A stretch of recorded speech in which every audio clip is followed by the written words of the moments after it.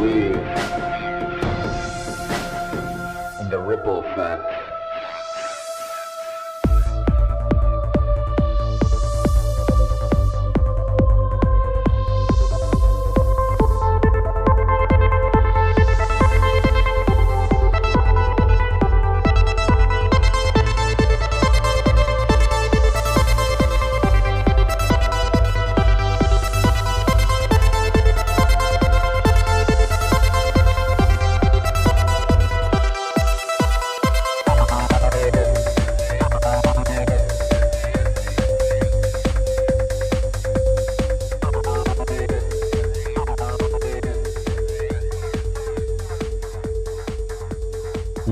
What's up? Another episode of Ripple Effect Podcast. Of course, I'm your host, Ricardo Brandes, also known as Ricky Brandes, and a great episode for you today. Today we have filmmaker Jennifer Sharp, and she's here to talk about her new documentary called ANECDOTALS, and it's a very personal story.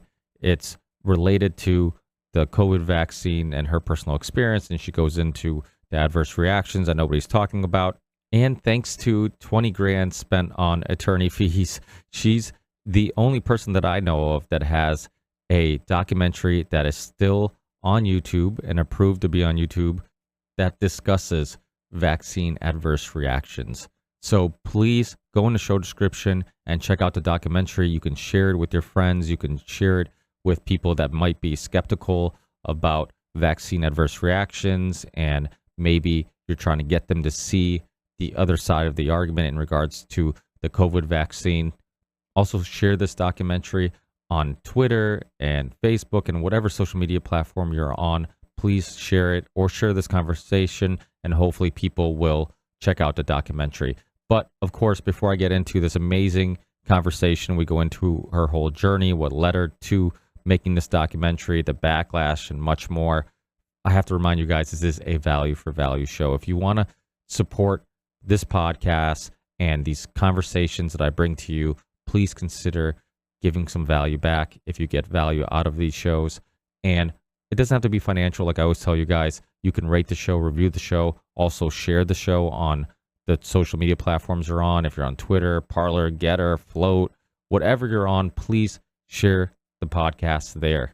You know, many shows like mine that are willing to go down so many of these controversial rabbit holes have been kicked off YouTube, but we're also being shadow banned on many platforms. So please, the rating, the reviewing, that goes a long way. If you listen to me on Spotify, if you listen to me on iTunes, wherever you listen to the show or watch the show, obviously I'm on a lot of video platforms. Make sure to subscribe to the Ripple Effect Podcast on all those video platforms. You can find all the stuff on the website, rippleeffectpodcast.com. You click channels and you'll find all the places that you can find the Ripple Effect Podcast.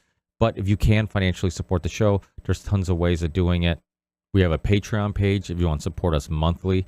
And remember, no donation is too little. If a small percentage of all the listeners of the Ripple Effect Podcast donate as little as $1 a month, I could do this show full time. So please, even if it's just $1, I mean, we spend more money on coffee or getting a snack at a gas station. For $1 a month, you can help support the Ripple Effect Podcast and help me keep this project going and growing. And I also do a Patreon podcast with my Patreon supporters. So if you support me on Patreon for as little as $1 a month, you can join us on the next Patreon podcast. You can also send a one-time donation on Venmo. You can send a one-time donation via PayPal. We also have a crypto wallet. So if you want to send Ethereum or Bitcoin, you can do that. We have a merch store if you want to support us by getting some hoodies, t-shirts, all the gear you see me wearing on the show. On the Union of the Unwanted or on the Ripple Effect Podcast. In many cases, you see me wearing Ripple Effect Podcast hoodies and t-shirts and using Ripple Effect Podcast mugs. Check out all that stuff on the merch store. You can find the link on the show, in the show description, or on my website, rippleeffectpodcast.com. Or if you want to go directly to the merch store, you can go to the Ripple Effect Podcast merch.com. That will take you directly to the merch store. So represent the show and support the show by going to the Ripple Effect Podcast merch store. And then also we have some sponsors. The first one being Content Safe. And Matt from Content Safe is why you can find Ripple Effect Podcast video on all these platforms. If you go to contentsafe.co If you're a content creator, if you're a streamer, if you're a YouTuber, whatever it may be, go to contentsafe.co, hit up Matt, let him know the Ripple Effect podcast sent you there, and he'll hook you up. And what he does is he lets me upload to one platform, and then he syncs that channel to all my channels. So it saves me tons of time in uploading thumbnails and descriptions and putting links in the show description for all of my different channels and videos. So check out Matt from Content Safe. Also, my other sponsor is the University of Reason and these very popular autonomy courses. Richard Grove put it together. He's a past guest on the Ripple Effect podcast and one of the most intelligent people I probably have ever met, and definitely one of the most fascinating. And he created the University of Reason for people who are looking to get off that hamster wheel. If you've been running in place, if you feel like you haven't learned anything new, if you feel like you're at a dead end, if you're at a crossroads in life, whatever it may be, whatever metaphor you want to use, please check out the autonomy courses. Connect with libertarian, freedom-minded people who can help you expand on skills, learn some new skills, and maybe chase a new career. And by signing up for the autonomy courses, you can support yourself and support the Ripple Effect podcast. And then the last one is Element Electrolytes, one of my favorite, because I'm constantly drinking it. Even a lot of times when you're watching the show, that's what I'm drinking in my glass, in my cup, in my bottled water. I got some electrolytes in there. It was created by Rob Wolf, a past guest on this show, and just one of the most intelligent people in the health and nutrition community. He's been doing it for a long time. He's been in plenty of documentaries and on plenty of podcasts that focus on health and nutrition. And he understood that people weren't getting enough electrolytes, and it was really hard to get electrolytes in your system without also taking in some artificial colors and flavors and sugar or artificial sweeteners. So what he did, he created a healthy way of getting your electrolytes. It has potassium, sodium, magnesium, all premium ingredients, only sweetened with stevia. And if you use the link in the show description, you get a free gift with every purchase. So please use the link in the show description or use a link on my website, and you'll get a free gift with every purchase. It tastes awesome. It's healthy. It won't kick you out of ketosis, won't kick you out of fasting. If you're an athlete, if you're a gym rat, the majority of what you're sweating out when you sweat is sodium. You need enough of it to perform at your best. So if you want to optimize your body, your mind, if you're dealing with headaches, muscle soreness, fatigue, whatever it may be, there's so many symptoms that are due to dehydration. Check out Element Electrolytes. And the flavors are pretty strong. You don't even need to use a whole packet for a bottle of water. I like to use a bigger bottle of water and put a whole packet. They also have chocolate if you want to put it in a coffee or, have a warm drink. And even many professional athletes like Bradley Beal, who's a NBA player, plays for the Wizards, he uses Element.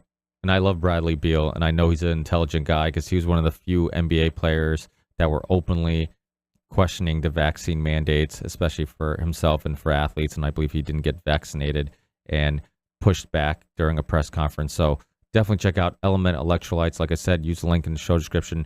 Go on the website, rippleeffectpodcast.com, hit support, and find all the ways you can support the show. And that's it. Enjoy this amazing conversation with Jennifer Sharp, and I'll talk to you guys in the next one. Peace.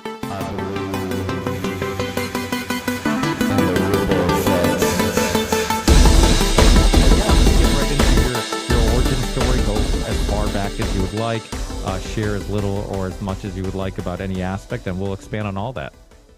Okay, cool.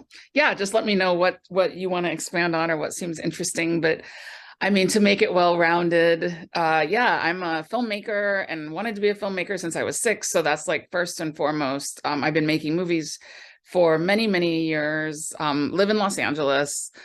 And actually had just in 2020, right before, or 2019, I had finished my latest feature film, which is called Una Great Movie. It's actually on the wall behind me, but it was my dream movie. It's fiction, it's a comedy. And like during this time when like everything's so stressful, there really aren't a lot of good comedies that I find out there. Like if you want to watch a comedy, you got to settle for something kind of lowbrow and stupid, which is great sometimes, but like, so I made a very smart comedy, and it's a cerebral, intelligent, but comedy. And I was really excited about it. And I had worked really hard, gone through my life savings, went to Mexico to shoot most of it, and really proud of this movie. And I I had a movie theater release in AMC movie theaters July of 2020. So it was everything I had worked my career for, was to release this movie July of 2020 in movie theaters. And of course, July of 2020 comes and all the movie theaters are closed. So all my distribution efforts and everything I put into this movie kind of come to a halt. And this is COVID, right? Everything's closed. The hard thing for an independent filmmaker is that suddenly the movie theaters are closed. So all the studio films are starting to go to Netflix and HBO and Amazon. And before, it would be a while before they'd make it there. They go to the theater. But now, because the theaters are closed, there's all these deals being made. So I couldn't even get my movie from my movie theater release like onto Netflix or onto Amazon, because I'm an independent film. And that would normally be like an easier route. And so I sat on this movie, an Great movie, and meanwhile, while this is all happening, I have an injury. I got my Pfizer shot in March of 20, and I had I had a vaccine injury, pretty much left side of my body, all neurological, and just really strange things. Like I couldn't feel my face for 3 weeks, and then even for about 3 months until it was back to normal, like the left side of my face. We describe it like Novocaine gum, like when you're coming out of the office of the dentist and you can feel your gum, but you can't. It's like that Novocaine mouth. That's kind of how my whole face felt, my whole left side felt for like 3 months until it went back to total normal. And then I also had like pins and needles and swelling in my ankle, and everything was on my left side, and it all started the night of the vaccine. So then I start joining support groups, and I start hearing that other people have had similar things. And I joined some support groups and realized this is actually really happening, and also realized there's nobody to talk to about it. There's no answers, no doctors know. And not only do doctors not know, a lot of them are afraid to talk about it, or they're sure that nothing happened. Like I know my cousin went to the hospital, had a stroke after his vaccination, and didn't even know it was from the vaccine, because he didn't know until 4 months later when he heard what happened to me and I was talking about it. And then he goes, I was listening to your story and I realized, yeah, I think I was in the hospital it was right after my vaccine, but he didn't notice. And like and the doctors don't tell you, people just don't want to think that it is. So all the chaos of COVID and vaccination. And so I don't get my second vaccination. So I'm mixing these two stories together, because in the heat of it all, I have this movie that's like my life project that I'm so proud of. And it's a comedy, and it's like, what am I going to do with it? Meanwhile, I'm being called to make a movie about the vaccine injured, because as I see more and more what's not being said, what's being censored, as my politics are left, I've always been registered as an independent, but I've always voted more Democrat. So seeing the people in my circle not even want to hear about my injury, the people in my circle becoming really closed-minded about mandates, and just like being okay with people losing their job because they don't want to get vaccinated, and just these core human issues that I didn't think we stood for. And I couldn't even talk to people about it. So I'm in this whirlwind of like, what's going on? Why are people getting so angry? So the filmmaker in me is knowing I have to make a movie. I have to tell this story. I believe that art reflects life, and I believe that I have a responsibility as an artist to reflect life. So I very quickly in the summer released Great movie on Amazon. I put it up there, like just my own independent release. It's Amazon, Tubi, like just on all the kind of streaming networks. But when you do it yourself, it's kind of like no one knows about it. But I did it too because I realized I'm about to make a movie about vaccine injury. I'm about to be in the crosshairs of a big political thing, and I don't want to be. But this could actually affect my career as a filmmaker. A lot of the people in Hollywood, a lot of the people in the film industry are very pro-vaccine and don't even want to hear you start saying bad things. And so if I suddenly say something bad about the vaccine, a movie I might be up to direct, they might be like, oh, we can't use her. She's that anti-vax, she's got this stigma on her. So I realized I was crossing this territory. So I tried to like separate myself from I don't know, because this world is crazy. So I released Great movie because I was like, the sooner I release it, and then I'll probably release the vaccine movie in 6 months and try to separate them from each other. That's kind of a funny way of like combining two stories, but they're related, and it's a film, and it's like, that was me, that was my conundrum, whatever, as a filmmaker. So then I make the vaccine injury movie. I know I have to make it really soon, And there's even a part of me that's like, well, I won't put my name on it. Like, I mean, you know, it won't be like Jennifer Sharp. So if you Google me, you know, like you'll say you could put it together. Like this will be something separate. But then as I decide to make the movie, which is ANECDOTALS is the name of it, I realized that I don't want to make an hour and a half talking heads documentary about vaccine injured people. Like there's plenty of vaccine injured people doing, I mean, not plenty, but there's some that you can find online. And who wants to watch an hour of that? Like, even if you believe, even if you're sympathetic, it's just kind of like things are so heavy. So how am I going to make a documentary that is interesting? How am I going to make something that will keep people's interest for an hour? And I realized the best way to do it was to make it personal and tell my story. So, you know, after thinking I might not even put my name on the movie, I am now the star of the movie. Like I'm talking through the whole movie. I'm narrating it. My face is all over it. There's no escaping.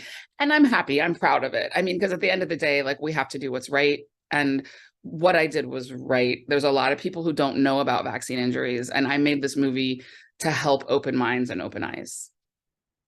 Yeah, well, one thing I love about your story, and there's actually a line in your Una great movie that reminds me of your vaccine movie, the one what is it, true art doesn't have an audience, right?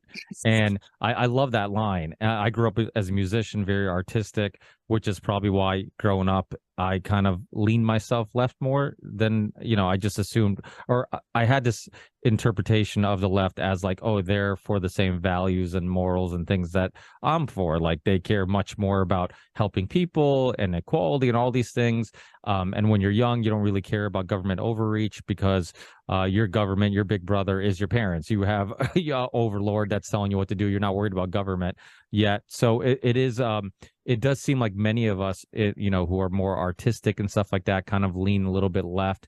And as time went by, I found myself transitioning and, you know, turning into that quote, you know, like if you don't have a heart when you, if you're not a liberal when you're young, you don't have a heart. If you're not a conservative when you're old, you don't have a brain. I don't think it's consistent, but I think that there is something to that as you get older, and I think there's reasons for that, right? When you're young, it is one of those things where it's like you have friends of all different colors and cultures, and you're like, yeah, I want everybody to be treated the same, and I love them all the same, and I want people to not be discriminated against. And the left says that they're for these things, so I'm for these things. And I was very anti-war also, you know, so that helped me because again, these are all kind of illusions that are painted, because as you get older and you start kind of deconstructing it, you're like, wait, they're just telling me they're for these things, they're not actually for these things. And then but yeah, and like we're saying before, a lot of people have similar stories. Jimmy Dore, who's been on the show before, somebody who's a very famous lefty, came out publicly, started sharing his story about being vaccine injured, and all of a sudden he was being called an anti-vaxxer.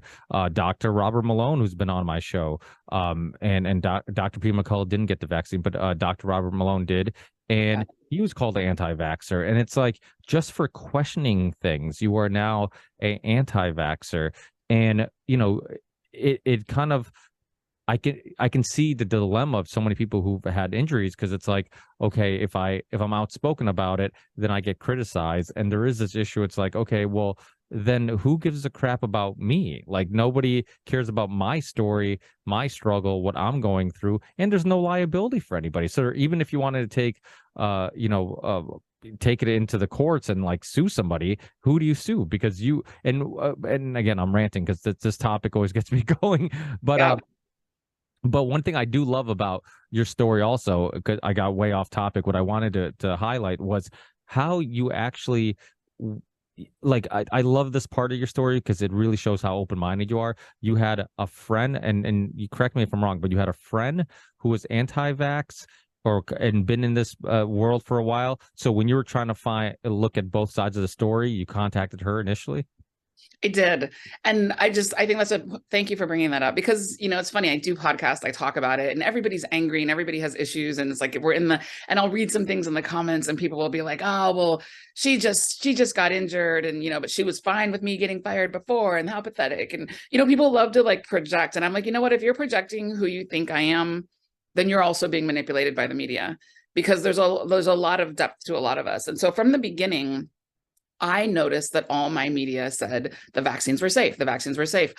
but my media meaning smart doctors too, like YouTube doctors, like even, I don't know how, like Vinay Prasad, right, who's very respected, who is a science doctor, and he's been against the mandates and he's been against masks, but he's also been like, there are reasons the vaccine is helpful and for some people, and he can break it down in a very scientific way and it makes sense. So you're not an idiot if you believed in the vaccines, like, especially because there was science on both sides. And so I'm looking at like science and I'm like, okay, I understand that this is new, but I also understand they've been doing it for 20 years. They have scientists come on and say, we've been working with mRNA for 20 years. That's why we can do this so fast. We already knew stuff. I can give you tons of science of why, okay, that makes sense. I called my anti-vax friend, and she's definitely an anti-vax friend. Kid's not vaccinated. She's not vaccinated. I think her kid had a reaction for one of the shots too, like years ago. So she and I just said, hey, will you show me some of your media about what's bad about the vaccine? Because I honestly can't find anything bad about the vaccine. And I was looking, but that's also because my algorithms, right, are taking me to the place where it's just going to show you. So I had to ask her.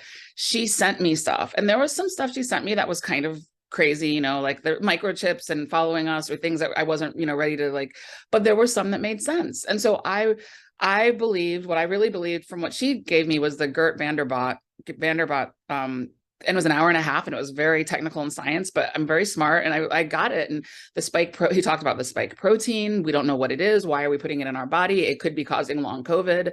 We don't understand long COVID. Why are you vaccinating in the middle of a pandemic, with a vaccine that could be leaky and all this stuff? And it made sense. So here I have sides, and I'm just like, I don't know what to do. My job comes up, and I'm like, I'm not sure about this vaccine. That was how I went into it. I'm like, I'm not sure. So, but I also was like, this is a weird thing we've never been through. This is the only way the world's going to open up again right now. It's our only hope. So I'm willing to take a chance to see what happens. I'm willing to do it. I wasn't excited. I didn't put a picture on Facebook. I wasn't even sure it was going to work. But what I did think was that if something went wrong, there would be help. Like, it's actually brave. Like, I think there's a lot of brave people who took the vaccine. I have a friend whose brother was killed of COVID, and it was really tragic for her. She was the first to raise her hand. She was in the Moderna trial. Is she an idiot for taking the vaccine? No, she's brave, actually. She was like, I'll do this trial. My brother died. I want to see what happens. Like, and that's what I did. I was kind of like, let's see. What I didn't know is that if you get a vaccine injury, and you're totally left alone. The government, you're not acknowledged. If I post on Facebook, I'm censored. In fact, I even tried to put the link to my movie on Facebook yesterday in the comments. Someone was like, oh, how do I see this movie? And I put my website in the comments, and Facebook wouldn't post it. And this was just like yesterday. So it's like, I'm still being censored. It's really, so that's what I didn't know. But I did make a decision to try it in the hopes that it worked. That was all I was. And then I had a reaction, and then the rest is history. But I did have an open mind, and I wasn't sure. And my boyfriend actually is not vaccinated, and he wasn't going to get vaccinated. And I didn't have a problem with that. Like, I just talked to him. I was like, I don't know what you should do. Like, I don't know. Like, so when people would ask, I'm like, I don't know. Like, so I do what you want to do. Like, I don't know what I should do, but I'm going to take this chance. Well, that's the problem with so many of these issues. So just to put it out there, I've been not an anti-vaxxer. I'm pro-information. Let everybody have their own choice. I think that parents, especially parents, should decide what's best for their kids, but you can only do that based on seeing all the information, not when government or tech decides what information you should see or shouldn't see. Because obviously, if they're doing that, they're molding your perspectives and your views, and they can sway it in one direction or another, which is exactly what happened. I had Mickey Willis, who did the pandemic documentary on during the height of his censorship, and it was crazy. I mean, they took down his website, they locked his Wikipedia. You couldn't share his any links with his documentary on DMs, any personal messaging. I mean, it was insane. People were uploading it on to YouTube. It was being taken down as quickly as possible. I got kicked off YouTube during this era for having many of the doctors on: Dr. Peter McCullough, Dr. Robert Malone, Dr. Scott Jensen, Dr. Jessica Rose. I had all Dr. Pierre Corey. I had all these people on, and I'm just like, I'd love to see the PhDs of the fact checkers who are telling me that these experts who make a living analyzing this information and is in the medical world, that they're wrong. And like you played sports, I play sports, like there's injuries, and when you have injuries a lot of times, like we're told, go get a second opinion, go get another, it's like it was completely okay for two doctors, two PhDs to look at the same information and come to different conclusions. And then 2020 came around and that all went out the window. Now it's like no, like there's one doctor that you listen to, that's Dr. Fauci, everybody else is wrong. And but the anti-vax movement, the one good thing that came out of the whole COVID lockdown is that people are becoming much more skeptical of vaccines in general. I heard, I think it was Brett Weinstein when he was on the Rogan podcast talk about this, how he's like, now he's kind of rethinking all of like the vaccine science. And it's like, well, yeah, because they're pharmaceutical companies who only care about profit. And if they're lying about all their other products, why do you think they're not lying about vaccines? Like we would always joke around in the in the vaccine movement, like, hey, do you think that they take all the moral people that work for the company and say, hey, you work on our vaccines, everybody else go work on our other products? Like, it doesn't even make any logical sense. But the other thing about your documentary that I do love, like making that, having your personal stories involved in the documentary is really important. I know Chris Bell, who did Prescription Thugs and Bigger, Stronger, Faster, and A Leaf of Faith about Kratom. And same thing. He has the same philosophy. It's like, how do you keep the person hooked, the viewer hooked? It's like, we'll have a personal story. We love stories. That's why people read. That's why we watch movies. And if it's just information, people tune out. Yeah, exactly. And I did make it my story, and I made it, and my story was just questioning, was asking questions. And I was like, there's so many people who aren't asking questions. So I narrate it, where I have these interviews where I'm talking about it and my journey, having my vaccine injury, but also my political journey, right? Ending up at the anti-mandate rally in Los Angeles, and I'm just like, so I'm going through this whole, like, how did I end up here? I mean, this wasn't part of the documentary, but like since then, it's like I've been on Fox News. Like, this is something at a certain point I would have said I'll never be on Fox News. Like, and I actually, in the documentary, I talk about my political journey as well, and just kind of open minds, open questions, like ask the questions. So I encourage the audience to ask questions. These are the questions I asked. And once you start asking questions, that's when your mind opens, unless you don't want to open your mind, because there are a lot of questions when it comes to COVID. There's a lot of questions. Now, prior to this whole experience, have you ever went down the rabbit holes of like corruption in the pharmaceutical world or anything like that? Or have you just been so busy with your work that you've kind of not really noticed that whole other world? Yeah, that's a great question, because I like that you say, like, you get so busy that you don't notice, because that's the truth. Like, there are a lot of people that also, like, this isn't their battle. Like, now that I'm in this battle and people are so mad at the people who are still blind, but I'm kind of like, if it's not your battle, if you haven't been injured, like, you might not, there's just things you don't know. So this wasn't my battle, but I was aware there was one. Like, for example, the whole childhood vaccine schedule thing, I realized that was an issue, and I don't have kids. And I remember thinking, that's one great thing about not having kids, is I don't have to figure this one out. And I said that to myself, because I was like, I don't know what I would do if I had kids, because I see both sides without delving into it. Of course, if I delved into it, I'd probably understand it more. But so I was aware of that. I was aware. I also, like, as a good person on the left, you would think, right? We had like Erin Brockovich and Hollywood, that movie that just came out. There's all these movies that are about like corruption in pharmaceutical industry. I mean, if nothing else, it's like, aren't we all sure that happens? And so I knew that. And I also I haven't gotten a flu shot for a really long time. So, I mean, I was like, why should I get a flu shot? I always get the flu. It didn't ever really make sense to me. Like, I took it when I was in high school and then I stopped. So I've always been like thoughtful, but I haven't had like a big foot in this battle. And I guess I should say, I think that's a really good thing about what's happening right now with the COVID vaccine, is that it is bringing to light all these people who have been fighting. I'm meeting who've been fighting for years and years about vaccine safety. And I feel very bad. Like, I saw it and I also understood it. Like, I have a friend who's very anti-vax, and I'm like, wow, that's, and I saw Vaxxed, and I saw how Tribeca Film Festival canceled Vax the day before it was supposed to be filmed. As a filmmaker, I was like, Robert De Niro has an autistic son and he's putting Vax in his festival, and it's protested so much that the day before they took it out of the festival. And I remember that just as an outsider, I was like, that's wrong. Like, let people do their movie. And like that seemed really weird to me, but I'm glad that I can add to the fight that everybody's had for longer than I've been in it. This is new for me. It's like 3 years, but there are people I've met 30 years in this. Their kids were injured years ago and they're totally gaslit and their stories aren't told. And that's not okay. And I'm here to tell this story and to make other people think too. Yeah, there might be things with vaccines because we wouldn't know because they don't show us. Well, and that's the thing. It's like, just let everybody have all the information and then decide for themselves. But people don't realize, like, growing up, I transitioned from thinking that military industrial complex was like the number one, like, seller of propaganda. And then slowly I'm like, oh my God, big pharma is even scarier.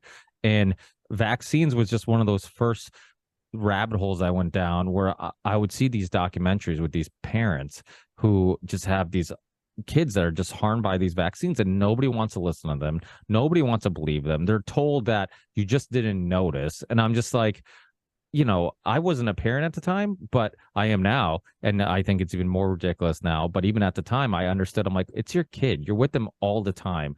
Like, you would notice way faster than a doctor and pediatrician would notice, because you're picking up on every single cognitive progression of the child. You're excited that they're saying a word, or they're almost saying a word, or that they're walking, crawling. Like, you're picking up on all these things. Like, it's not coincidental that that soon after getting a vaccine they have a reaction, and the next thing you know, they seem like zombies, or even worse. And a lot of people don't know about the history of the stuff, like the fact that there's a vaccine court and vaccine company since the vaccine court in 1986, that they keep adding more and more vaccines to the schedule. And you talked about the Vax documentary. I mean, that's why I give Del Bigtree so much credit. His show was probably one of the first podcasts I ever had censored, was when I had him on back in the day. And to see, and I give Robert De Niro some credit, because initially he didn't speak out, but there was an interview on Today's Show after he watched the documentary. And I don't know if you saw the interview, but he talked. Did you see it? Yeah. And yeah.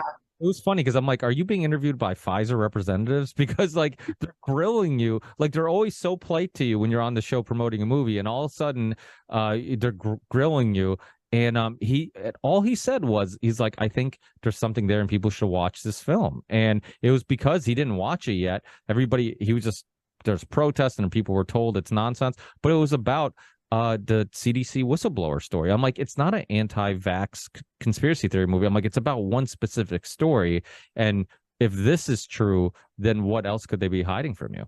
Yeah. And when I bring that up, it's funny because I saw that. It's just like, but what people say about Vax now, which I can't answer because I mean, I don't want to say anything until I know specifically, but they're like, well, that main doctor in the movie, wasn't he discounted and discredited, and wasn't it proven that and it's just funny because I'm like, knowing what I know now, I'm like, probably not, but I don't know enough about that doctor to actually like make that battle. And so I just don't talk about it.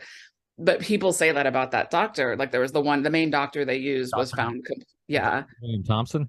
He was the main author of the study. And the way the story, and you saw the film, but for many people who didn't, like, the story go, Dr. Brian Hooker, who's been on my show, great guy, similar to many of the people in the anti-vax movement. They're people who have personal stories, just like you were kind of thrown into this.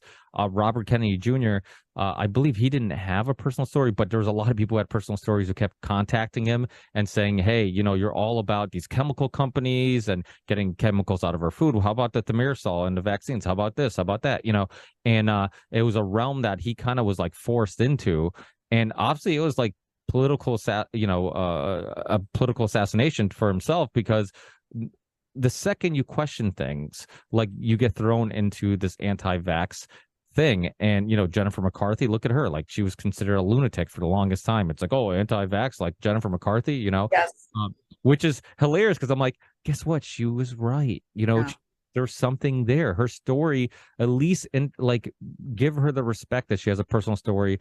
And like, I always tell people hate this metaphor because I use it all the time, but it's a great way of kind of describing vaccines. It's like, if I gave every kid in the world, if I mandated peanut butter, some kids are going to die. It doesn't mean that because there's some people who eat peanut butter and have zero side effects, that peanut butter is safe for everybody. And like people think because some people get the vaccine and have no side effects, then there must be some like we might be making up the story where there's a adverse reaction. But you know, this whole thing is kind of unraveling because again, like I think people like Jennifer McCarthy and others who and there has been some others in Hollywood that have been outspoken.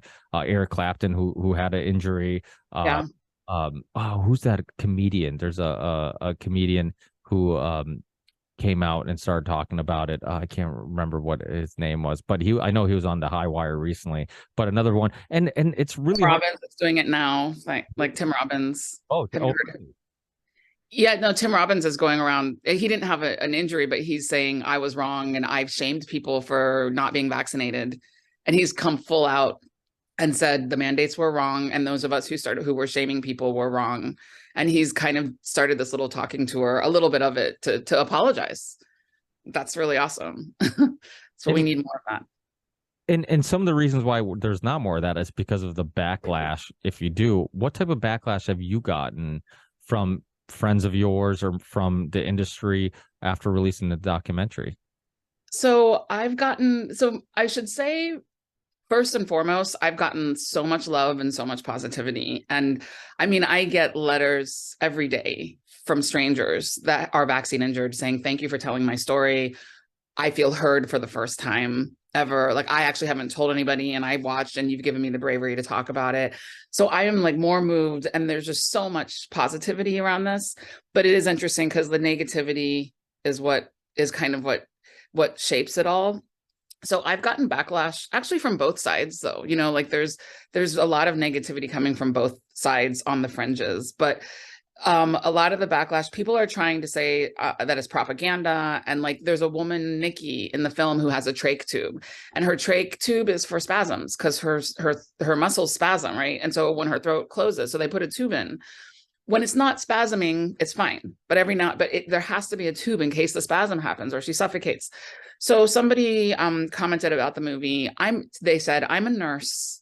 And that woman with the trach tube is a liar and she doesn't really have a trach tube. There's no possible way, because if you had a trach tube, you would not be able to talk how she was talking. I know that. I'm a nurse. She's fake. And, you know, and it's actually cool because I mean, I'm like, I actually respond because I'm like, okay, here are pictures of holes in her throat after the surgery. Like Nikki has pictures of everything. She also has long posts documenting the day after the surgery, her talking sometimes when it's not good. And I sent like all this proof. But it was a third party who was sending it to the third party. So that person never responded, but I want to send the proof. Like, no, you don't. Like, okay, come at me with more stuff. Somebody told me that I talk about the trials. And one of the stories I tell is Brianne Dressen, and she was in the AstraZeneca trial and she was injured and she has not been followed up with. And, you know, she has a whole great story. So somebody said, this is a misleading documentary because I'm dealing with AstraZeneca and AstraZeneca isn't even legal and it was never even legal in the United States. So the fact that I'm even bringing up AstraZeneca is completely misleading and misinformation because that's not even true. It's not even about injuries. Like, you know, we didn't approve that. And for whatever reason, that was a strong case to make that the movie was bad because I'm talking about AstraZeneca. So then I went to the person. So I looked up, I did the research and I found, you know, the AstraZeneca was funded. The study was funded by the NIH and the FDA. Like the AstraZeneca study in the US was funded by the US government. Yes, in the end, it wasn't approved, but the study was funded. They were in charge of it. They oversaw it. So I went to the NIH website where they talk about the AstraZeneca thing and how they funded it. And I screenshot that and I screen grabbed some other things and I showed how the trial works and I sent the person all this stuff. And I'm like, the AstraZeneca trial in the United States was very much overseen by the US government and it's very valid. Not to mention that this isn't necessarily just a United States movie. It's about vaccine, you know, but yeah, so everybody likes to find things they can pick apart, but I'm actually like, yeah, tell me, I'm happy to respond. I spent $20,000 with a lawyer for 3 months to go through this movie because I just wanted it to be fact checked. I know I'm giving it to the skeptics. So this is not a movie for the echo chamber. It's not a movie that was meant to make us all mad and talk about what we already know. This is a movie that I made so that you can share with the skeptics in your life. You can share it with your cousin or your sister who you've never agreed with, and you can never have this conversation. You can say, hey, please watch this documentary. It talks a little bit about the way I see things. I'd love you to watch it.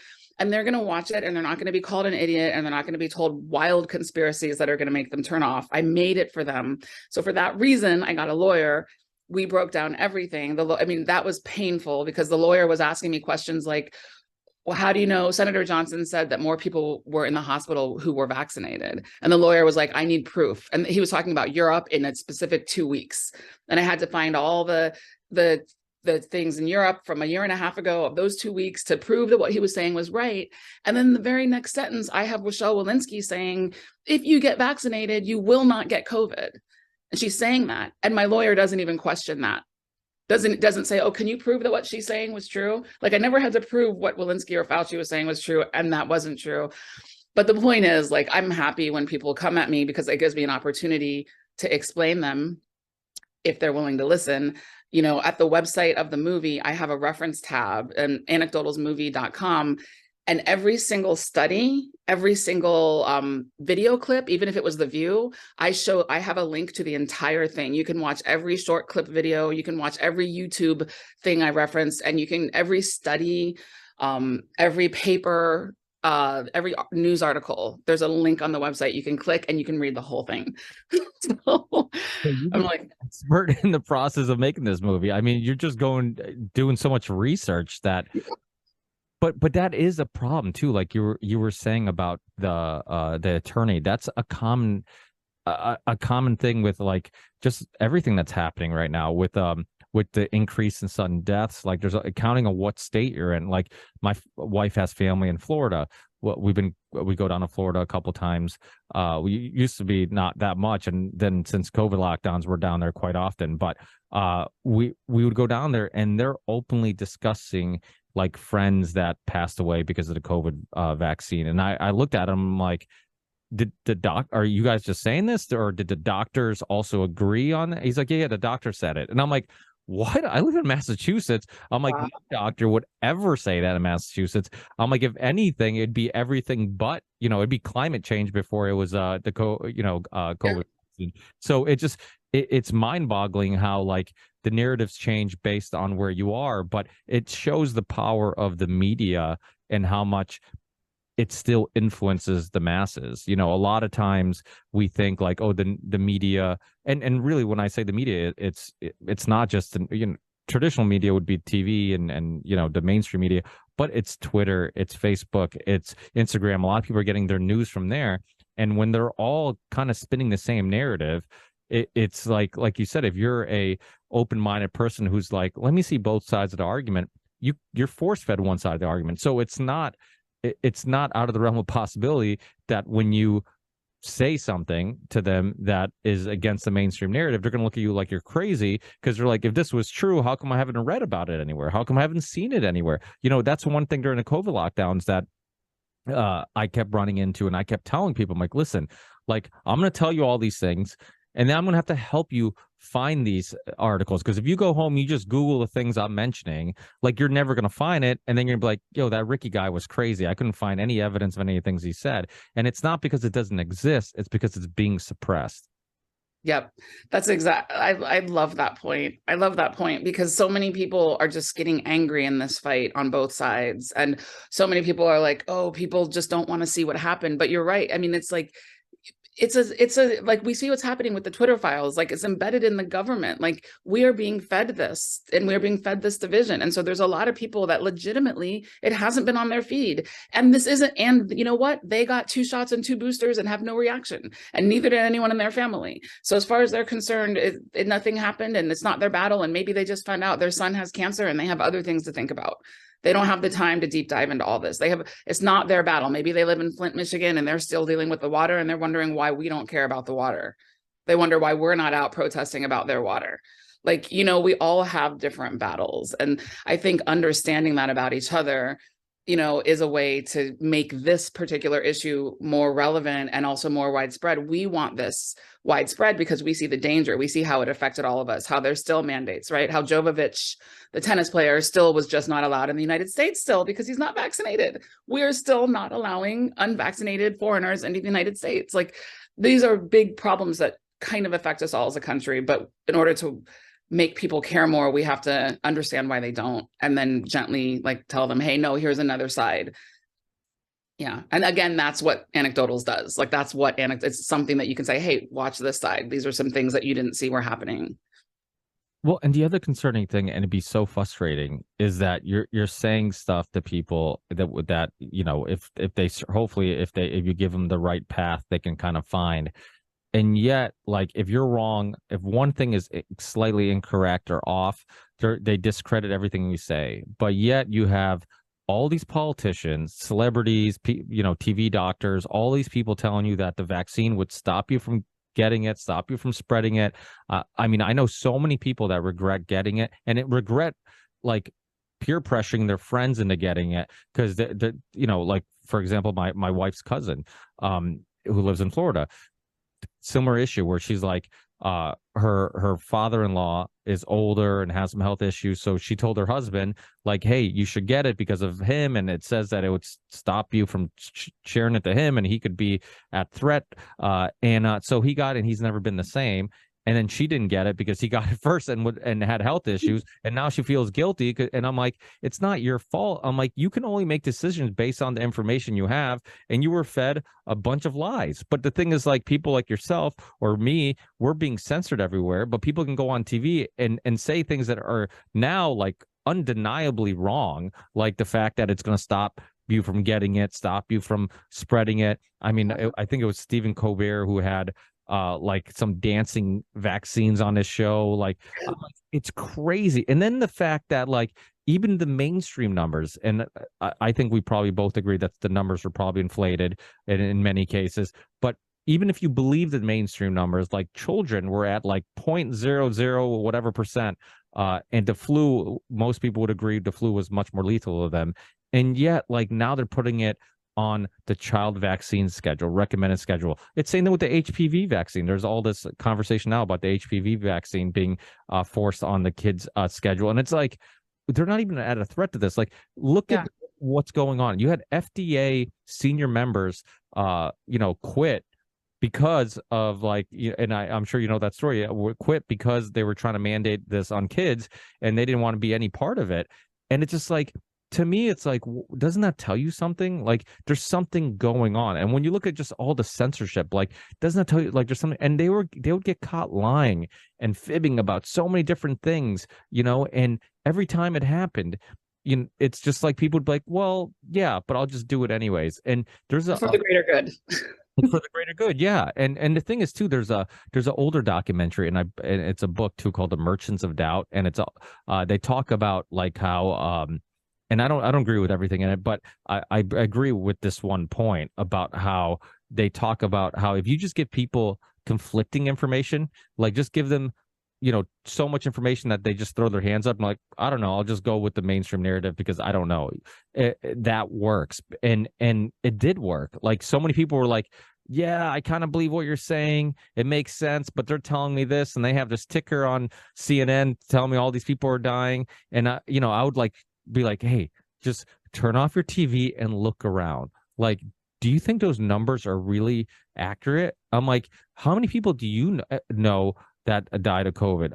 Like, you might know some, but you also don't know their medical history. You don't know if they had other reoccurring issues. Eventually articles came out saying that, like, people that, most people who died of COVID had, like, at least 4 pre-existing health issues, which could obviously can contribute to it, and then people like Dr. Scott Jensen were talking about going back and auditing numbers and finding that there's people who got in car accidents that were considered COVID deaths and all this stuff. So, this all goes back. That's why the censorship issue is so huge. And that's why I'm surprised that your film is still on YouTube, to be honest.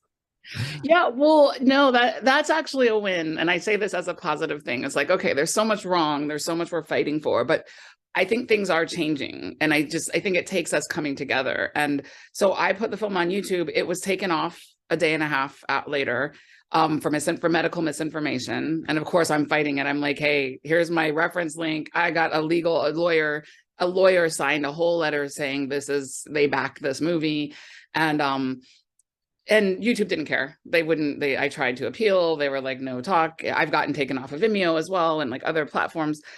But everybody started tweeting about it because they were just like, this is a movie that actually isn't political. Like, this isn't Died Suddenly, which should be allowed on YouTube as well. But Died Suddenly definitely has an angle and a point of view. And the point of view is like, people are dying suddenly and like, we need, true, right? But has a right to be there, but it's definitely got an angle. This movie, ANECDOTALS, supposedly kind of doesn't have an angle. I mean, I'm just telling my truth, and I'm not political. It's not this. So people were really mad and started tweeting YouTube for censorship. Ron Johnson found out about it. He tweeted, his Senator Ron Johnson. And so his tweet got 60,000 views. And so like within that day, YouTube sent me a letter back and apologized and said they apologized, they made a mistake, and they have allowed my movie back, ANECDOTALS, back on YouTube. So it's officially allowed on YouTube. I think it's the only vaccine injury thing that is allowed on YouTube. So I think that's great. I mean, unfortunately, like YouTube, there's so much that should still be on YouTube, but what it does is it validates the movie for the people who are skeptical, like, hey, it's on YouTube. I don't even think it has a COVID warning at the bottom. I don't believe it does. Yeah. That's why people need to share your documentary, because it is the only documentary on YouTube, or really anything that's on YouTube, that shows the other side of the argument that you can still share from YouTube. And because people know the amount of censorship that's on YouTube, the fact that you can share this film from YouTube to a friend immediately makes them think, at least for most people, would think like, okay, this isn't a conspiracy theory documentary because it'd be kicked off YouTube. It must have some scientific backing to this, and to spend 20 grand on an attorney and get kicked off YouTube, that would suck. Yes. Yeah. It did. But they don't listen, and it's so frustrating. And that's the thing, when you start realizing like people aren't hearing the stories. I think that's just like the biggest point, is people aren't hearing these stories. Like, there are people who don't know. And here's the thing. I always knew pharmaceuticals were corrupt. I didn't know how in bed the FDA was with the pharmaceutical companies. I didn't know that, a huge percentage of people who work for the FDA, like what happens is they work for the FDA, they regulate these drugs, and then when they retire, they go and work for those companies and make millions of dollars. And that's a revolving door that everybody knows about, who knows that. I didn't know that. I also didn't know that the trials were overseen by Pfizer. Like, the Pfizer trials were monitored by Pfizer. Like, they would hire a third-party company. So like in the documentary, I talk about Ventavia and Brooke Jackson, who's the whistleblower for Ventavia. And Ventavia was hired by Pfizer to make the trials. But Pfizer's the one that oversees Ventavia, that Ventavia sends all the data to Pfizer, and then Pfizer puts it together in a neat little package and presents it to the FDA. From the package that Pfizer shows the FDA approves it. Which is, I didn't like, that's ridiculous. Like, everybody got to say that's wrong. Like, Pfizer should not be the one monitoring its safety data and handing it over to the FDA. Like, that's just like common sense. And I didn't know that happened. I didn't know that it was that they regulated their own tests, trials, and that nobody oversaw them. Brooke Jackson called the FDA and said, there's a lot going wrong here. There's unblinding, there's bad conditions, there's people who don't know what they're doing, there's doctors who are lying, there's people signing charts that aren't there, like everything. And the FDA still, I don't want to say to this day, but I think to this day, but at least as of like 5 months ago to this day, the FDA never went to Ventavia, didn't do a check, like, they got a clue from Brooke Jackson, like, hey, there's something wrong. And they still didn't follow up and say, hey, let's check out this trial. They're not following up. They're not overseeing Pfizer. So it's just, and when you know that, then you're like, well, of course, like, there's so much bad things, but you don't expect that. Like, I really didn't expect that it was so blatant that the FDA doesn't even double check what Pfizer's telling them, Yeah, I've had Brooke Jackson on, and I have so much respect for people like Brooke Jackson, Dr. Peter McCullough. They've all been in courts and dealing with legal stuff because of their willingness to be outspoken. And it just, lot of people, what the thing is that drives me nuts is like I would during the COVID lockdowns, I was actually kind of surprised a series came out during this time, but I would tell people, I'm like, you know what? Go watch Dope Sick. Oh I'm my like, gosh.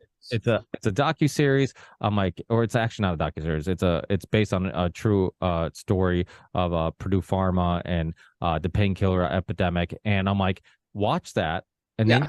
the parallels. And because it's not COVID related and COVID has become like we've let politicians and the media turn it into a political issue where like your opinions on masks, your opinions on boosters, your opinions on anything COVID related will dictate which political party you're in. Apparently, it has nothing to do with like logic or just looking at the information. But you pick a team and you defend that team regardless. I'm like, watch Dope Sick, and then you'll see the parallels. You'll see how the FDA and pharma are all in bed together. They even use similar terms. Like in Dope Sick, they talked about when the pills weren't working.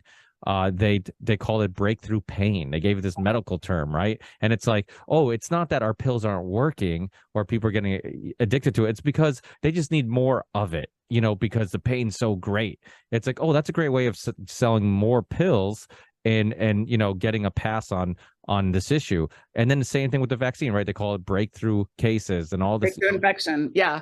Yeah. Breakthrough infection. And it's a marketing term. I mean, they're like safe and effective, breakthrough infection. And that's very clear that that was a marketing term. And if you watch Dope Sick, you see it was a marketing term. They told the pharmaceutical reps, tell the doctors, it's breakthrough pain. It's breakthrough pain. I mean, yeah, no, it's crazy how Dope Sick mirrors exactly what happened. And what's even worse is that, like they were sued in the end, but nobody went to jail. Like this is even out there for everybody to know. And still nobody has gone to jail. Families were killed. I mean, it's about the Oxycontin epidemic, and it's just like epidemic. I don't know if that's the right word, but but it just killed people and it's killed families and it made orphans and they didn't even care. They didn't even care. And like, yeah, I tell people that too. Watch Dope Sick because it's really what's going on now, and so you have to understand this. But no one went to jail, and the companies are still making money. So it's really crazy. But and like you said, it helps people see how the system actually works. The system's been broken for a long time, and like you said, the pharmaceutical companies do their own research, and then they only show what they want to show to the FDA. So if they're not going to show anything that's going to shine a negative light on their product that they're trying to get approved. So there's that aspect of it. You saw it in Dope Sick and many other pill issues where there's corruption, where they would just pay the FDA off and they would get something approved quickly. And even in Dope Sick, they showed how the pharmaceutical companies kept telling the doctors that it's not addictive. So the doctors kept repeating that. And then it was like the police officers are like, hey, we're finding people OD'd on these prescription drugs. Like, I know they're saying it's not addictive, but they're people ODing on these. Yeah. We have this idea that like, okay, if it comes from your doctor, like they must have done their research. They must have like they must know, and that's not always the case. Another filmmaker I've had on the show before is Jim Abrams. He did Naked Gun and Airplane and all those movies back in the day. And he has a similar story with his son Charlie, where his son Charlie was having all these really violent seizures daily for years and years, and he was going to all these doctors, and this was the height of his film career, so he had access to hospitals, got to cut in line, all this stuff, and basically there was just pill after pill, nothing would work. And then he doing his own research, he found out that there was some John Hopkins study that showed that there was success with the ketogenic diet, that it had something to do with like the brain processing glucose, and if your body gets in ketosis and is burning ketones and fats for energy, it basically can solve this problem with some children. He ends up finding this research, going to his doctor, and his doctor's like, yeah, I think it sounds too difficult. It's probably not going to work, or something along those lines. And he's like, well, why wouldn't I at least try this? Because it's a dietary therapy. Worst case scenario, it doesn't work, but it's not going to harm the kid. And he was like irate that the doctor never even suggested it. So he puts his kid Charlie on this diet, cures him completely of these seizures, ends up creating a foundation called the Charlie Foundation, named after his son, looking into these things, and then also did a movie I forget what the name of the movie was. He did an actual film about Charlie's story. Oh, But it's like, but my point of this is like a lot of times, just like, Jim Abrams, if your doctor's not suggesting it or not telling you about it, like his advice, like we're kind of like raised to believe that these authorities are the all-knowing, and you never question them because they have the PhD on the wall. But we live in the era of the internet, and it's like now we have access to as much information as they do. They don't have a monopoly on information.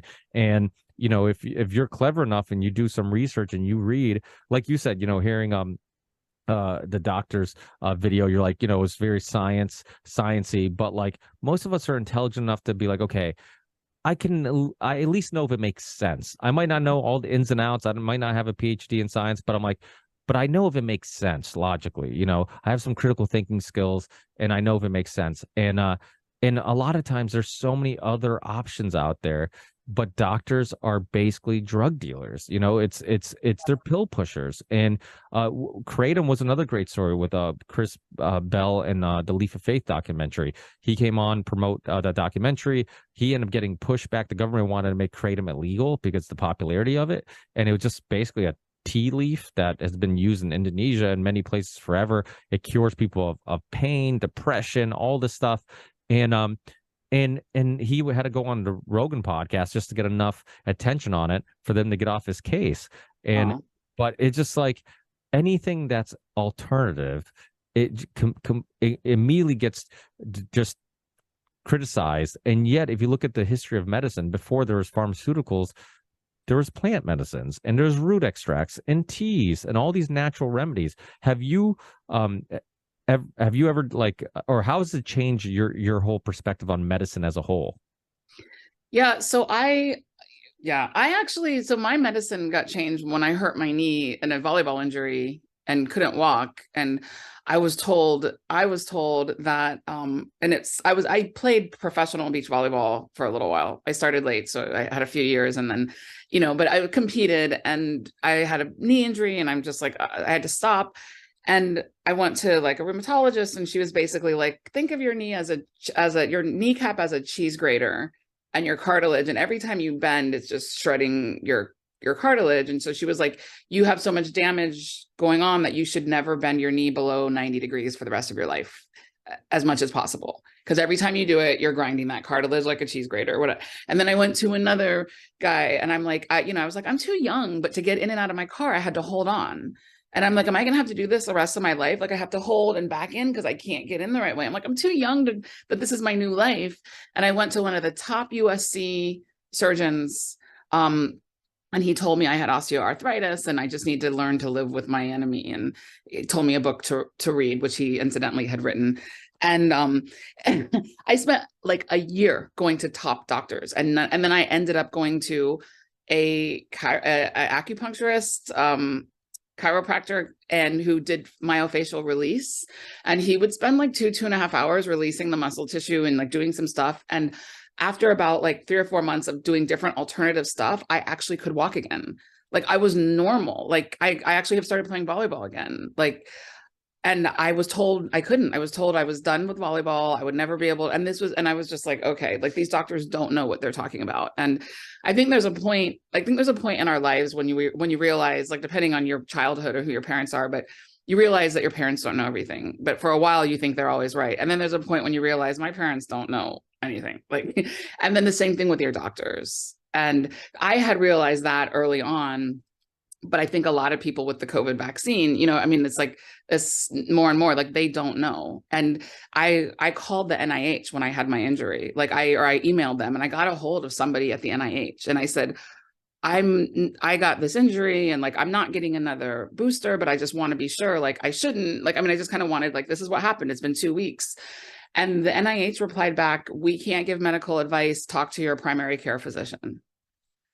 And it's just like, if the primary care physician knows nothing about these vaccines, and nor should they at the beginning, like, they don't know. But like you said, they're just talking points for what they're told. They're safe and effective. You should do it.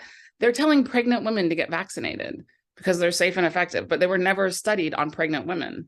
Like, this drives me crazy because women not to worry about the nitrates in meat and sliced meat. So you can't eat ham That's not safe for pregnant Yep. women. But you could have a experimental gene therapy vaccine that has never have any, have never been tested on pregnant women. Like this is just, it's Yeah. like the logic, it just blows my mind. Like that the fact that they're telling people this.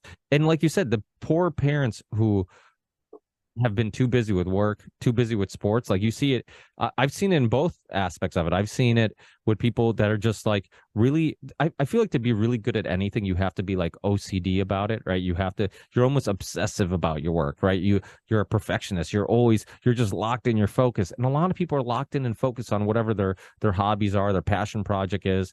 And this has been a world that, like we talked about, like they never really explored. So now it's like, okay, it's time to get this vaccine and I can have my life back. I can go do the things I enjoy. Yeah, I'll just do it.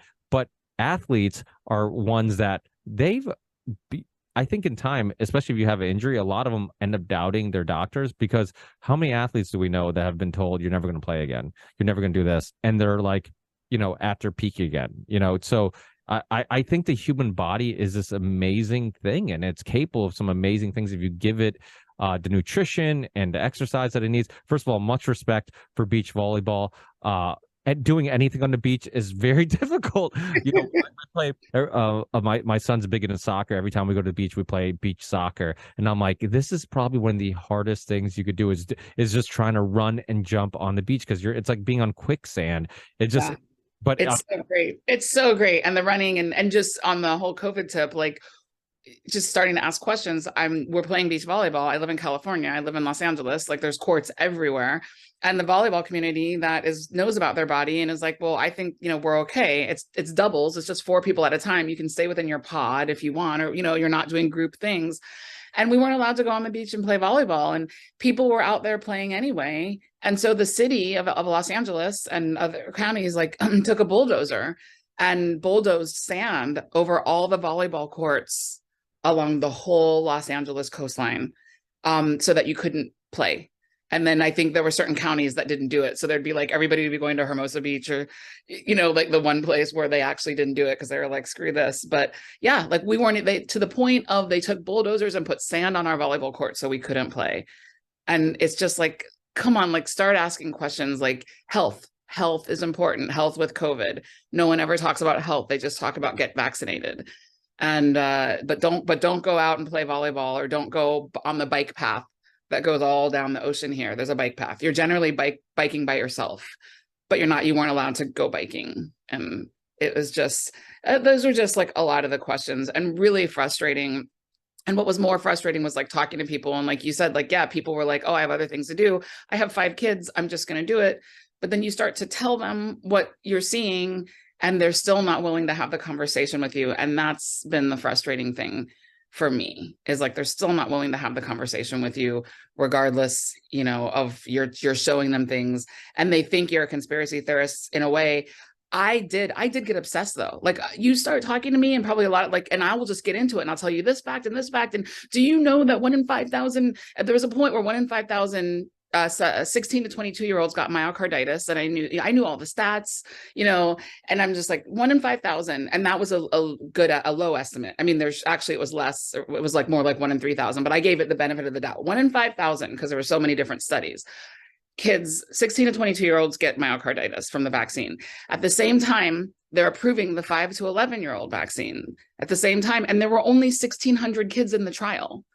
So like you're approving this for 5 to 11-year-olds and you only have 1,600 in the trial, of which half got the placebo. So only 800 got, like my numbers are a little off. I knew them all like that then when I was, but it's like only 800 actually got the shot. And from that, you're approving it. But that 1 in 5,000 get myocarditis and we're not even doing 5,000 in the trial.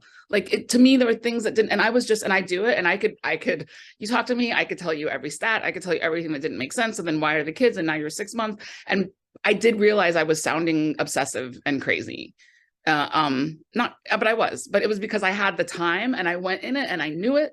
And I would tell my brother, because we would argue a lot or discuss or whatever, but he would just be like, no. And he'd bring up the Spanish flu because he knows a lot about that and how that went down. But but he doesn't understand what's happening now. But I would just tell him, and my big thing was like, look, you don't have time to obsess like I'm obsessing. Can we just, so like you actually would be better off listening to me and not trying to argue with me, because you don't have the information to argue. Like you haven't been obsessing down on your facts like I have. And so I can disprove everything that you're saying, but it just looks like I'm argumentative and want to be right. And so no one wants to talk to me. But it's really that you don't know what you're talking about. Do we have the same brother? Because it sounds like a conversation that I forget which holiday because my brother and I got in an argument, and then his wife got involved, and I'm just, and this is typical for discussions with people that disagree with you, is that you find that they like really quickly into the conversation, you're like, you are emotionally pushing back on a topic that I can tell you have done zero to no research on.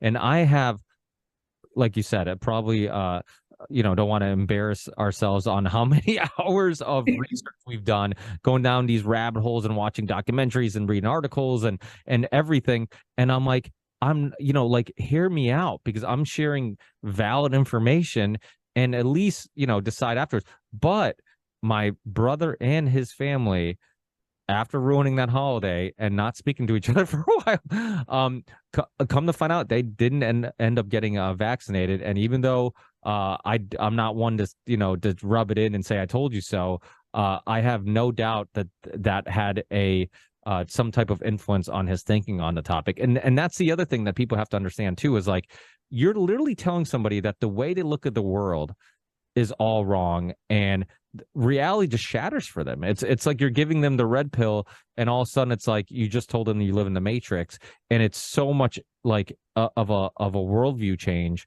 that your first reaction is to, I mean, it's no different than like you love somebody so much and then you're told that they're cheating on you, and your first reaction is like, no, that can't be true. It's like, because you're heartbroken. So, but planting the seed, like, you might not be the seed, the main reason that their minds are changed, but you're at least contributing to it. And it's like, you say something to somebody, you have the courage to do it. And we know that a lot of times when these topics are brought up, like, they could potentially all lead to a argument, a debate, a emotional interaction. And I'm one of those people, like, I don't like conflict with people, but I also don't like lies being spread when I know that better, and when somebody's saying something that's not true, it's like, okay, I know if I say something, like, it could spark an argument, but I'm like, they're saying something that's not true, and if they keep saying it and I don't speak up, then it's going to keep spreading. And but I think a lot of times we are having an impact, even if it does lead to an argument. Yeah, I 100% agree. And that's one of the things I say with anecdotals with the movie. It's like, so when we come around, like, how can we make a change? Like, what is the point? Like, is your point to be angry? Is your point? But my point is to make a change. There are people who need help. There are people right now who are going to commit suicide in 3 weeks because they're so miserable with their vaccine reaction. Like, suicides are happening. Like, we need to make a change. So we need to open minds. And so I tell people exactly that when it comes to anecdotals. I'm like, if you have somebody in your life that you can't talk to, send them the movie, ask them nicely, like, hey, we have a hard time talking, but for me, if you're open-minded, could you just watch the first 15 minutes of this movie? You don't have to watch the whole movie, watch 10, 15 minutes. If you want to turn it off, you can turn it off. And then I just say, if you can get someone to watch the first 10, 15 minutes, even if they turn it off and they're like, that was garbage, they cannot unsee what they saw. So in 3 months, when their neighbor gets a booster, when they realize that, they're somebody they know had a reaction, they're going to remember what they saw in the first 10 minutes of this movie, and it's going to ring a little more true and a little more true. And so I think that's why it's really important, like, share this movie, share it with the skeptics, with the people who are questionable, and like, make them promise that they're going to watch at least 10 minutes. And like you say, we're planting a seed. It doesn't mean this movie is going to change their lives and they're going to watch it and be like, oh my God, I've been saved. There might be a few of those, but like, that's not the point. The point is, like, plant some seeds, show some other things, get them asking questions. And as two people who are still, we're not spring chickens anymore, but we're still playing sports. We know how much it means to many people. Yeah. There's a lot of athletes, young kids, who were forced to get the vaccine to go back to the university or to go back and play sports. And now that was ripped away from them. There was one story, I know Del Bigtree had the family on his show. It was a mother and a child who, I believe he was like paralyzed from neck down. They're telling their story. And it just freaking, it sucks. But the kid eventually ended up committing suicide. But I remember in that story when the mother was sharing the story of what happened to her child, and he was like, kind of like he didn't seem like he was smiling, like he was almost like still looking for the good in life. And there's so many people like that who are hurting inside, and it was a reminder that a lot of people who look like they're okay, they're not. Yeah. And there's a lot of people who aren't, and even vaccine aside, how many people lost their businesses? How many people were taken out, or we're creatures of habit?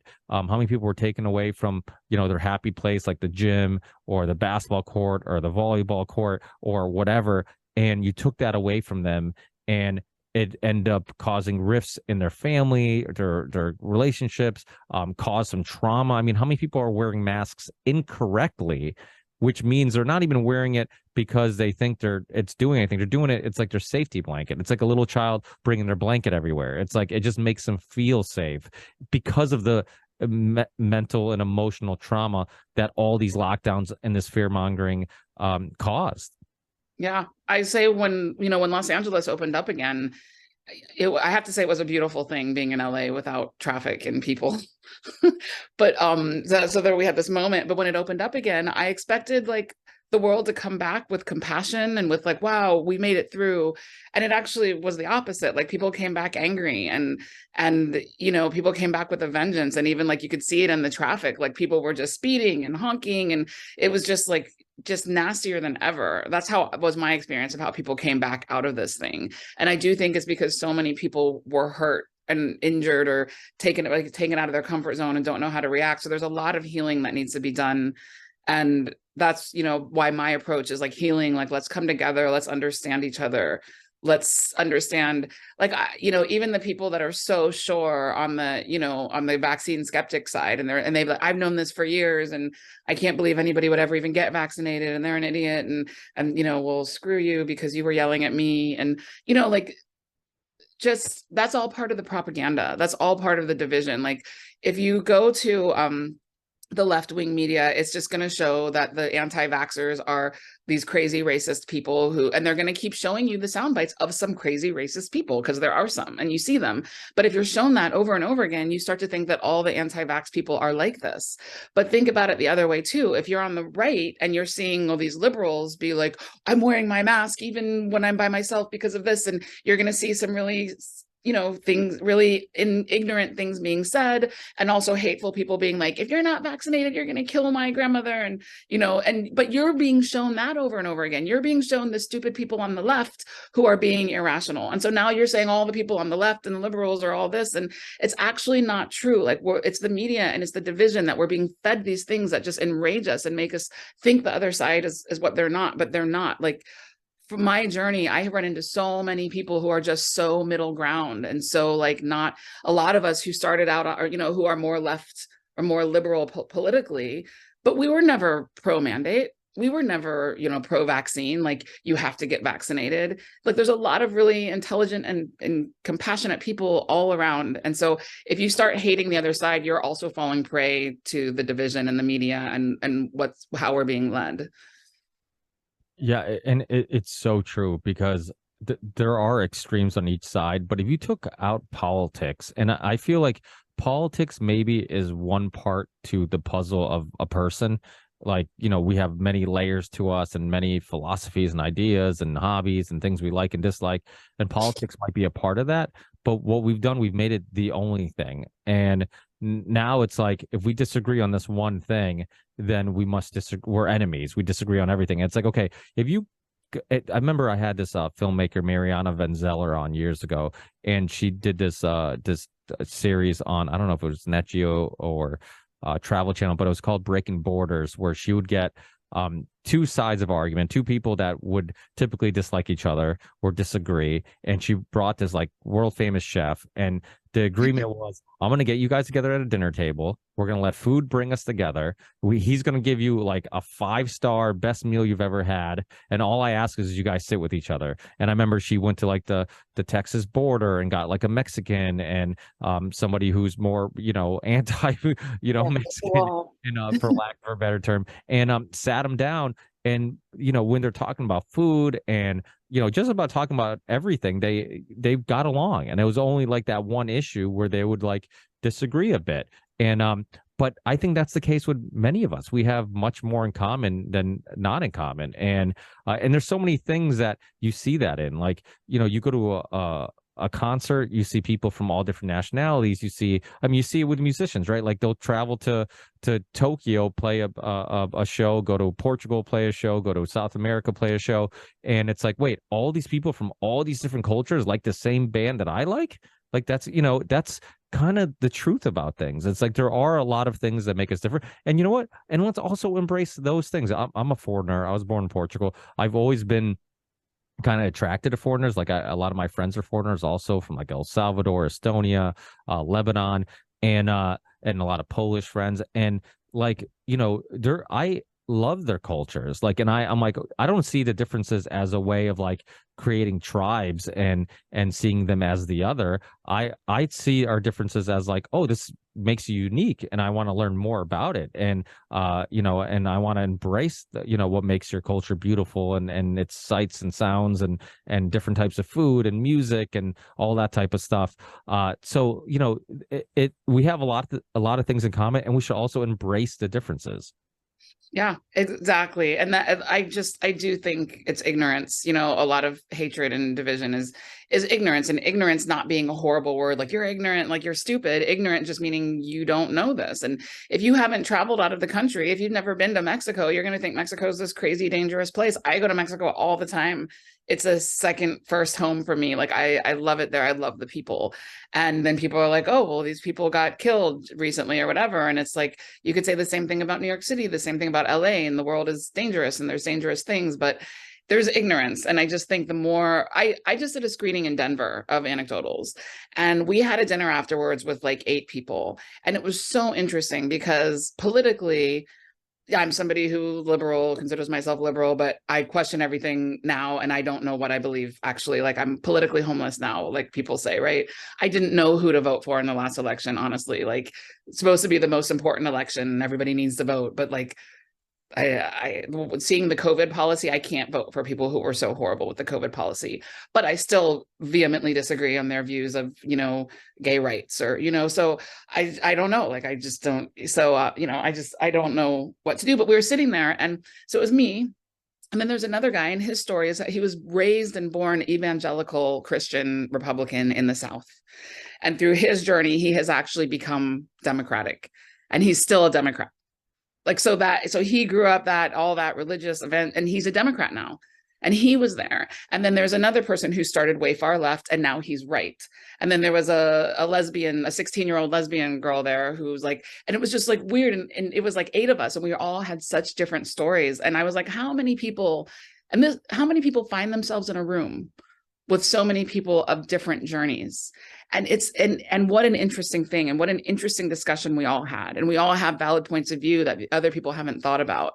And we need more of that. We need to see more things we need to be around people who disagree with us. We need to be around people who have other stories, so we can see there are other stories or other ways of looking at things. And we are all human. And, it's okay. I mean, that was something I always said about the gun control thing, is I'm like, I've never hunted. I've never owned guns. I am from Ohio. I know people who hunted all the time. So, but I don't have a stake in the gun. So I would always make sure I would never get into that argument, because I don't know. I know if I grew up hunting and had a gun, like I'd have this thing about guns, but I've also never had a child killed in school from a gunman who opened fire. And if I had something that personal, or where somebody was killed by a gun, someone who had an illegal gun or whatever, like you'd have your own things. And I was like, that's not my battle. And I'm open to listen to both sides and to see that everybody kind of comes from a personal angle. And maybe there are other solutions than just, this is the right side, this is the wrong side, and let's fight about it.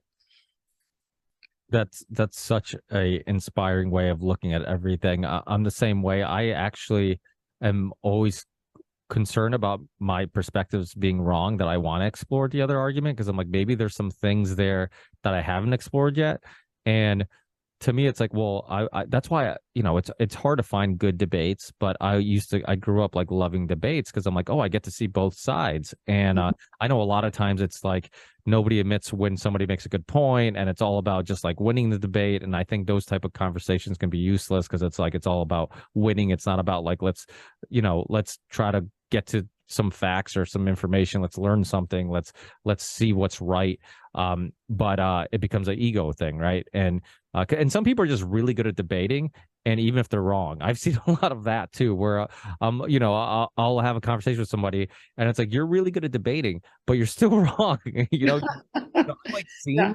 but you're actually wrong. It's some people know the skills in regards to that. And to me, it's like, it's never been about being right, like yourself. It's like, it's about growing and just taking in as much information as possible. That's why I've had a lot of libertarian friends, but I've had Professor Richard Wolff on, who's the leading scholar in Marxism and a big, fan of socialism and these socialist ideas, and I like all of that. I'm like, well, maybe you guys are painting a picture of these ideas that aren't even accurate. Let me see what they say. Like I remember the first time I went down the Karl Marx rabbit hole, and I'm like, there's a lot of people who hate Karl Marx who aren't really accurate with like what he believed in, or his philosophies and whatnot. And so to me, it's really important to see both sides on everything. But again, it becomes a political tool to look at the other side as the other. The other problem is that there is the other side. There's one side or another side. Like you go to Europe and there's multiple political parties. Like to me, like I've always had a huge issue with this idea of like, okay, so there's only two parties, and basically like I have to agree with my party on everything. Like there's so many complex issues and complex perspectives and all these issues, and like there's going to be times, wouldn't there be times where I agree with the other side? It's like, no, that can't happen. It's like, what? That's why there really has to be a third party. There's been rumors, and I've heard Del Bigtree talk about this and other people online about Robert Kennedy Jr. possibly running as a Democrat, which is would be awesome, and really would kind of help bring people together, because when you think about it, like I mean, to me, it's hilarious when people call him like a right winger. I'm like, he's a Kennedy. I'm like, there's been in court fighting big chemical forever, like has some of the biggest lawsuits ever. I'm like, he's fought big corporations for forever. I'm like, he's made it his life work. I mean, look at what his family's done.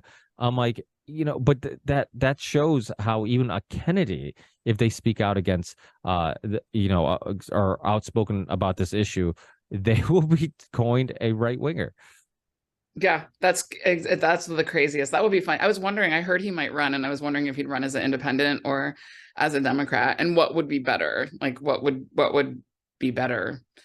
I don't know. Like I guess he'd have to beat out Biden, or how all that goes. But yeah, we need things. It's funny because I just like at this point it's like if there's one thing I know, I don't know anything. And so it goes both ways. It's not just like, oh, now I know, and I see how close-minded people on the left are being, but that doesn't mean that all of a sudden I'm a Republican. It doesn't mean that all of a sudden because I changed that view. And that's what people think, it's just when I do media, I think about it and I'm like, I don't know, but I do think we need to know.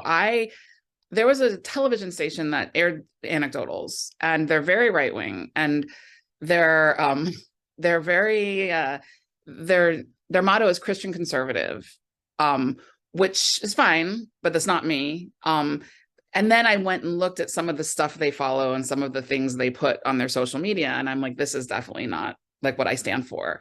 So at first I was like, let me hold off and let me say no. Like, and a few people are like, don't go on there. But then I just thought, we need to listen to each other. We need to hear each other. And they reached out to me, and I had a conversation with them before I went on, and I said, look, this is my messaging. And I'm not, I understand that we have different views on a lot of things. And before I come on, I want to make sure that you're aware I stand in very different places politically and a lot of the stuff you guys are preaching, and that this movie is about the movie. And we had a great conversation. So I ended up doing it. And it was really, really great conversation. And they were like, at the end, they were like, when we were done, they told me, well, we're not going to censor you. You'll see there's not going to be sound bites. Everything you say, we're going to let go. And they were really nice about it. And then the guy said, we don't have liberals on this show. We've never had a liberal on this show. And we don't have liberals on this show. He goes, but I just thought this movie was so important. It needed to get out. And I was just like, well, I'm honored to be the first liberal on your show. But then I just thought, what a great thing. And like, so many people are telling me not to do the extreme right-wing media because it'll turn off the people on the left that I'm trying to get. And it's just also stupid, because it's just like, if you have an opportunity to talk, people on the far right need to hear me. Hopefully they have open minds too. And they might think, oh, maybe I was being closed-minded about that. Like, actually, we need to start seeing each other and just having conversations with everybody who will. We'll see. That's important, because there's people on the right who look at everybody who might have similar views to yourself on other topics as the enemy. And it's like, oh, wow, I found somebody who I disagree on these things, but she's a likable person. She's open-minded. She's willing to listen to our argument. Like, she's not the enemy. She's just somebody with different points of views. Yeah. And, I mean, you see it with Jimmy Dore. Jimmy Dore got shit for going on Tucker Carlson. Russell Brand, similar thing. And it's just one of those things where it's just like, a lot of times the other side just doesn't want to interview him on this topic if you're going to talk about this topic, you know, and that's an issue too, you know. And so I'm like you. I feel very politically homeless. I think that anybody who agrees with their party all the time can't be a critical thinker and can't be open-minded, because there's no way. And, you know, this either party has every issue thought out completely. And so thank you so much for all the work you're doing. Please let people know the best, but well, we spoke about it. It's on YouTube, but if there's a specific channel or any easy, I think if you just Google it, it does come up. You can even Google it and YouTube search it, but we have it on the website, and the website does show the YouTube link, so it's always there. And the website is www.anecdotalsmovie.com. It's free. I put no ads. So back to the very beginning, when you were like, true art has no audience. And, you know, I created this to create and to put it out, and knew I would not make money back, I was like, I have to tell this. So we had a chance to put commercials and get paid for that. And I'm like, no, I don't want this the easiest to watch. So it's free, anecdotalsmovie.com. You can share it. And please do, like, this is part of the change. And yeah, I think that covers it. Yeah. Well, I'm going to put the links in the show description. So people, please share it, send it to your friends. It's on YouTube. Everybody has a YouTube. I know, like, sometimes people would share stuff that's on Odyssey or Rumble or all these other platforms, and people will be turned off by it. And at least if it's on YouTube, there's a chance that people more likely that they're going to click on it and check it out. And any other upcoming projects or any other way of keeping up with you, what social media platforms you're on? Yeah. Yes. Anecdotals Movie is my handle on Instagram, on Twitter. And I also have, I have Una Great Movie. If anybody wants to, like, release your brain and watch a comedy, it's still a thoughtful comedy. You still have to use your brain. But it's on Amazon, and it's free on YouTube with ads. Una Great Movie is. So there's that. And then, and just join the mailing list on the website and follow along, and we'll see where it goes. I mean, my goal right now is to get on left-wing more mainstream left-wing media. I really want to get like an hour interview on NPR, like on All Things Considered or something, right? Like the NPR I knew that I thought I listened to would easily talk about a documentary like this, but I'm finding that they're not. But that's my new things. I mean, I'm really trying to like get to the other side, which is really sad that it's so hard, but yeah. Well, I'm hoping that, because we're so far away from the last election and people are talking about the next election, that people are gonna, it does seem like mainstream media has opened. I mean, I'm stunned by the things that they're talking about now openly on mainstream media, because, you know, it's now it's almost like we almost look at it as like it's past tense. And one thing that's really important about your documentary, it shows that for some of us it is, but for many of us it's not. And some people are still dealing with the backlash and the issues that the mandates and all that stuff led to. So, you know, some of us can kind of say, hey, let's forget about it, move on. But there's a lot of bad things that came from what happened that, you know, I think somebody has to be responsible for it. I mean, I don't know if anybody ever will be. You know, I'm hopeful. I always try to be optimistic that somebody, at least history, if nothing else, and at least history will paint a bad light on some of these characters like Bill Gates and Fauci and many others. And but you know, at one point, people were talking about Fauci being the vice president for Cuomo because they're the two most famous people in the U.S. And now looking back, it's like, remember when everybody was on this Cuomo high? Yeah. Yeah. He's on TV, get really telling it how it is. I'm like, oh my God. I'm like, and Newsom ends up getting caught having like a wine party while he's telling other people masks between chewing. Like, it's like crazy. And then Neil Ferguson from the UK, right? He got caught. You know, he was his numbers were one of the people that really provoked or sparked this idea that like this is going to be a huge deal. And then during the lockdowns, he got caught leaving his house to go like meet up with a mistress. It's like you can't make this stuff up. It's just it's insane. It's like even the people who are telling you to take it seriously weren't taking it seriously. Exactly. I mean, Newsom's had his daughters or his kids in private school where they didn't have to wear masks, you know, while he's making everybody like. And I think that actually the main thing I want to make sure is what you said, is that there are people who are still sick. Like my injury was mild. I do still have a little bit. I have some nerve stuff happening, but it's so mild. There are people that really, really need help. And I was talking to somebody the other day and they're like, okay, isn't the vaccine stuff over? Like, haven't we all realized it doesn't work? Can we move on? And it's like, no, because there are people that are injured that are still, we don't know what's wrong. They're not being acknowledged. They need help. And that's the main thing. Like they do need help. And in order for them to get help, they have to be acknowledged by the government so that doctors and medical insurance companies can give it a code and start researching it. And until then, you know, I texted a friend yesterday about some possible therapies that might work for her. And she was like, you have such great timing. I'm balled up on my kitchen floor right now. I've been here for 2 hours. I can't move. Like I'm having a horrible day. And this is very common with my vaccine, you know, with the vaccine injured community. It's like you're having a bad day. You were back in the hospital. You're this, like, oh, today was one of those days I was on the couch all day. I couldn't, you know, so there's a lot of stuff still happening. So even though we're kind of moving on, there's a group of people that are not moving on and their lives have been ruined. It's crazy, the denial of so many people of these stories. I know people in my personal life that were hospitalized after getting the vaccine and won't talk about being hospitalized, but they talk about casually like, yeah, I got vaccinated. I'm like, how about you share the fact that you were hospitalized after the vaccine? Like, and you think like it's okay, like you're promoting getting vaccinated, but you're not telling them the whole story that you're hospitalized. And it's mind boggling. It's like there's it's like they don't want to believe that it could be related. And again, like, in a way, I sympathize with them because, like we talked about, some people didn't have access to that information. They were told that you can get your life back. You had these tickers. Where's the ticker that shows the vaccine injured? You know, have you looked into Edward Dowd's book, Sudden Deaths? Yes, I think I have it right here. You have a copy? Of course you have. You here, it's actually propping up my computer, making it causes unknown. Yeah. Oh, it's going to be backwards, right? But it's the mirrored, but cause unknown. Yeah. And he's a numbers guy. I mean, this guy's like, you know, he says it in his interviews. He's like, there's something going on. He's like, you can't deny the numbers. You know, when you look at life insurance companies, health insurance companies, all these numbers that they're seeing an increase in these issues. And even like the NFL football player who I'm kind of stunned that they even televise any of it. I'm still like skeptical of that because I'm always like, why would they even share any? But they shared him getting asked the question, and then, you know, he people saw what happened. He basically like said he didn't want to talk about it or get into it or whatever.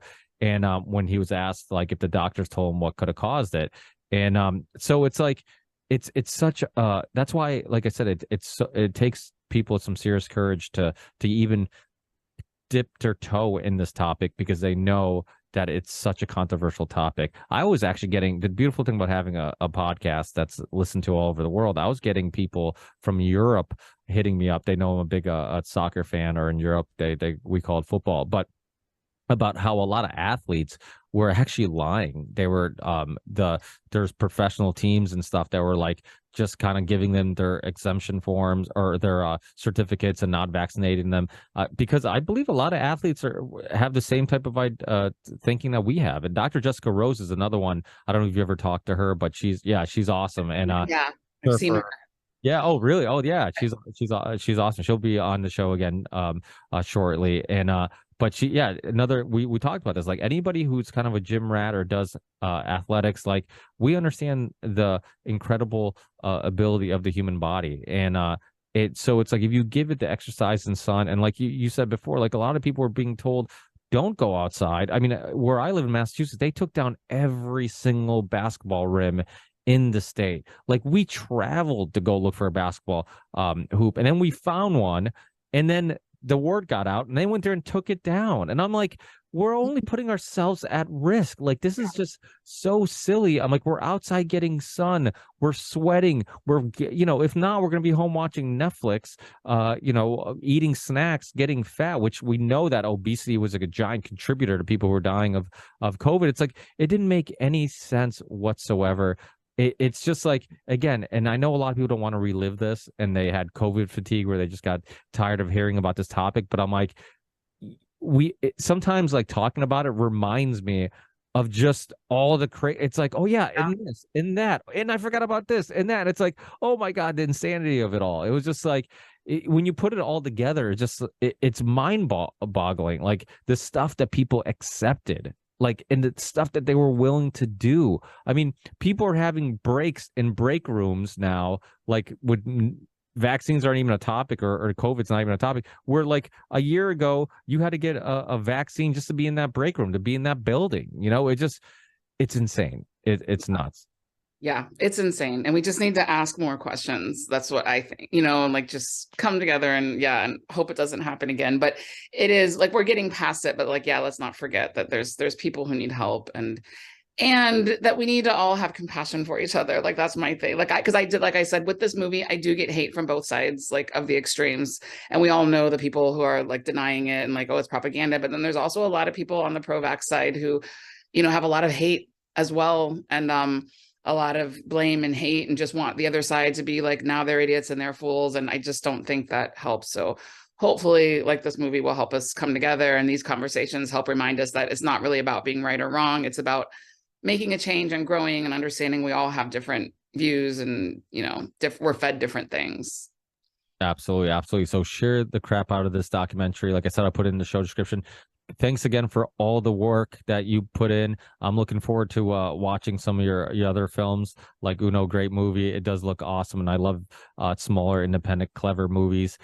So I have a feeling I'm going to really enjoy it. And hopefully we talk again in the near future. Keep up the great work, and thanks so much for your courage and being outspoken.